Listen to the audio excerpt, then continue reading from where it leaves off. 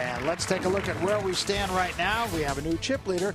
He is Steve Day on a gutsy all-in call. He's given himself the chip lead and made Trey Aiken short stacked at 37,000 chips.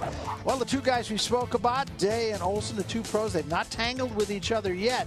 Sometimes, you know, you can show experience. Other times, you can't show experience. Tonight, it shows. There you go. The two pros, by far the most aggressive pre-flop. And we have seen, Barry, that tends to get a win in the Poker Dome. Certainly has tonight and has historically, as you point out. So Day is now our chip leader. Olson at 54,000. Padgett right where he started at 50. Olson's going to raise with a 6-5. Padgett's going to call him with that little pair. Seeing some aggressive play in general here. And Newman, the Englishman, seems to be the contrarian. He's avoided confrontations. He escaped in that aces versus jack potential matchup, and he's basically not been involved. King Jack 5. Olson catches a pair here. 10,000. Set the tone early, and you had an idea he was just going to go for it here. And it's good enough.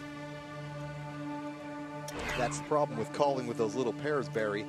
The flop almost always brings 3 overcards. And if your opponent shows any strength, you've got to give him a hand that's better than yours.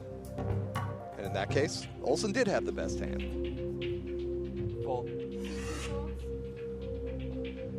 Well, Day with an ace-10, Padgett an ace-7. Not much else to be proud of. Fold.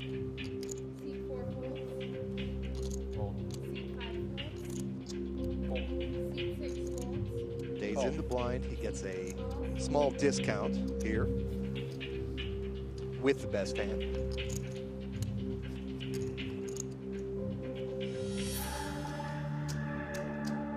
Three, 8, and 5 on the flop, and that helps Day a little bit. Check. Check, check now. Day must think pretty confidently at the moment. A jack on the turn. C1 bets 9,000. 9,000. Barry, Padgett had a chance to win this hand on the flop. You know, it was check to him. He made the pre-flop raise. He could have made a continuation bet.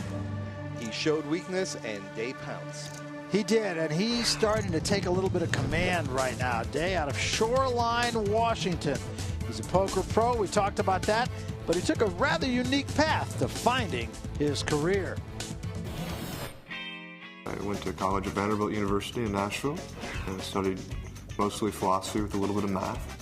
When I got out of school, I moved out to California with $1,500 in my pocket, and the first job I got as a blackjack dealer. And while working as a blackjack dealer, I learned how to play Texas Hold'em. Well, I really enjoyed the game of Hold'em immediately once I started to learn it. And instead of looking for another job, I just decided to play poker for a living. 1520 on his SATs, so he's got his choice of what he wants to do for a living, but he's putting that knowledge of math to very good use here. He was a math and philosophy. We talked about the philosophy major, but also a math major.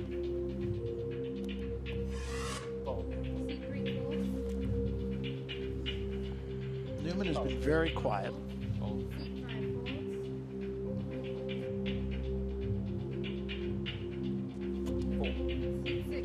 everybody's going to leave this, I think, for Olson. So Olson takes it without a fight here. Well, are you ready to be part of the most exhilarating and breathtaking poker series ever? Every week, 6 lucky players are flown out here to Las Vegas to compete inside the Poker Dome. And we'd love to welcome you to the game. So log on to mansionpoker.com. You could earn a shot at $1 million, just like all these folks already have. 3 of our seats at our $1 million table come March.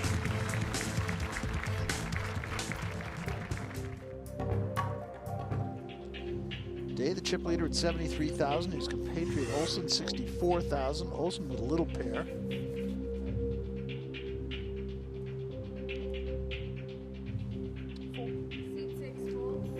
Fold. 6,000. 6,000. Seat 2 raises to 6,000. Fold. And again, Olson wins by default. So 2 hands in a row, Olson has won without a great hand and without any kind of a fight at all. Day is still the chip leader. The 2 pros running 1-2 right now.